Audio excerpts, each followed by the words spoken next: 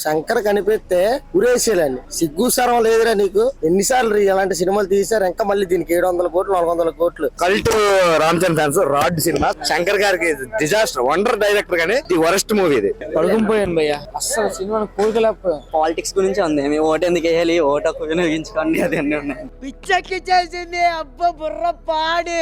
అసలు సినిమా అంటే అదే రామ్ చరణ్ అన్న కాదు, ఒక ఐఏఎస్ ఆఫీసర్ కి ఎంత వాటికి నిమిడి ఉండిద్దో అంత వాటికి చూపించారన్న. ప్రతి వాడు పుష్పలాగా చీరలు కట్టేసుకోవాలి, అవి చేయాలి ఏ చేయాలి అంటే అవ్వదు.